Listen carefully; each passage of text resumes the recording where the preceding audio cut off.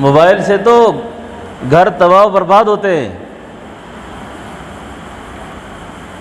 اور خاص کر کے آج کل یہ جو موبائل ہمارے ہاتھوں میں ہے نا، اس موبائل کا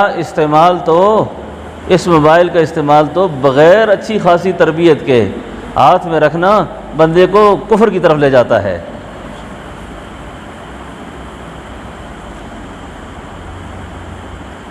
یہ تو دجال کا جال ہے۔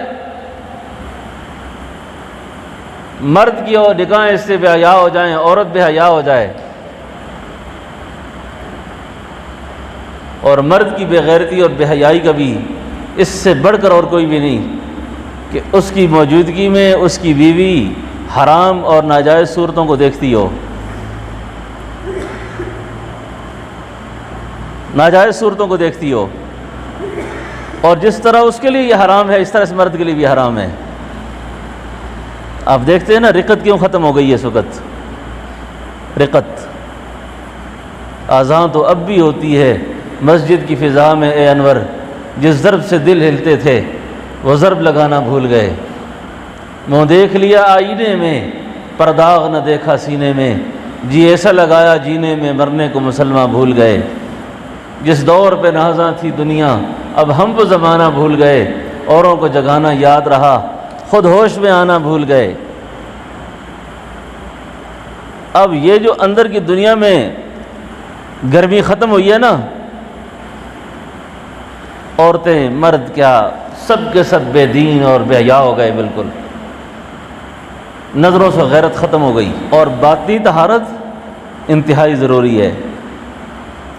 اب میں جو نکاح کا مسئلہ بیان کر رہا ہوں نا مسلسل کئی عرصے سے، اس کے پیچھے جو حکمتیں میں دیکھ رہا ہوں، میں ایک دن اس حدیث پہ سوچ رہا تھا کہ نبی علیہ السلام نے فرمایا صبح کو لوگ مومن ہوں گے، رات کو کافر ہوں گے، اور رات کو کافر ہوں گے، صبح کو مومن ہوں گے۔ یہ کیوں ہے ایسا کلمات زبان سے ادا کر دینا، ایسے کلمات زبان سے نکالنا جس سے بندہ کفر کے پاس چلا جائے، کفر کے قریب ہو جائے۔ اب ایک چیز میری خواہش کی میں موافق نہیں ہے، میں کہتا ہوں یہ دین میں درج کیوں ہوئی ہے؟ اللہ اکبر، ایک بڑی عبرت کی بات سناؤں آپ کو، بڑی عبرت کی بات۔ شاعر اللہ کے ساتھ، اللہ کے احکامات کے ساتھ، نبی علیہ السلام کی طریقے کے ساتھ کبھی بھی تمسخر اور مذاق کی بات نہ کرنا، کبھی بھی۔ پہلے دین کا مزاج سمجھو، دین کی کسی بات پر، اللہ کی کسی بات پر کبھی انگلی نہ اٹھانا۔ دنیا ہے ہی صبر کا مقام ہے، دنیا ہے ہی شکر کا مقام ہے۔ اللہ رب العالمین کے کسی حکم کے ساتھ تمسخر نہ کرنا، مذاق نہ کرنا، اس کو ہلکا لوکا نہ سمجھنا کہ جو میری طبیعت میں نہیں آ رہا تو میں اس کو رد کر دوں، اس کو چھوڑ دوں۔ میں بڑی عبرت ناک بات کر کے بات کو آگے چلاؤں گا۔ مجھے ایک بات یاد آئی ابھی، یہ بد نگاہی کا جو مریض ہوتا ہے نا، بد نظری کا،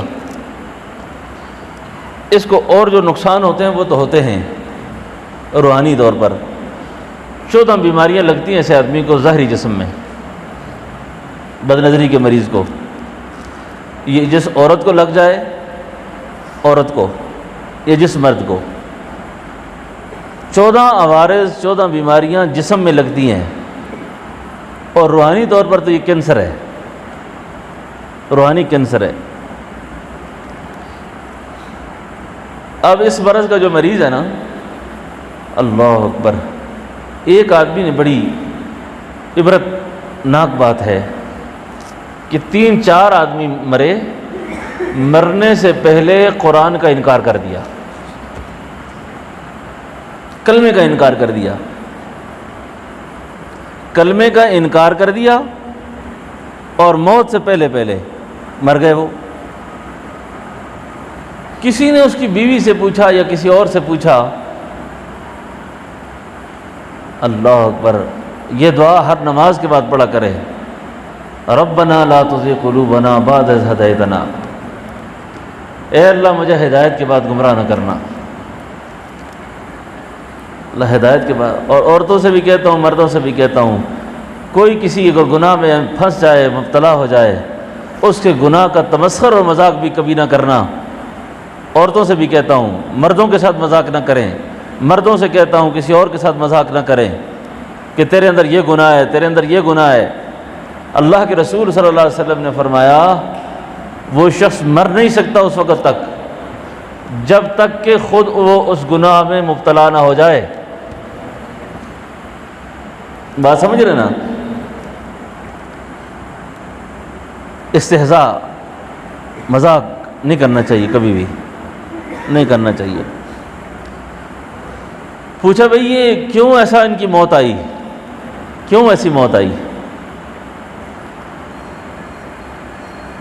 کہنے لگے جی ان کی موت اس وجہ سے آئی کہ یہ نگاہ سے جب حرام لذتیں اٹھاتے تھے نا، بدنگاہی سے جب حرام لذت اٹھاتے تھے تو اکثر یہ کہا کرتے تھے پتہ نہیں اللہ نے نظر کی حفاظت کو کیوں فرض کیا، پتہ نہیں اللہ نے نظر کی حفاظت کو کیوں فرض کیا۔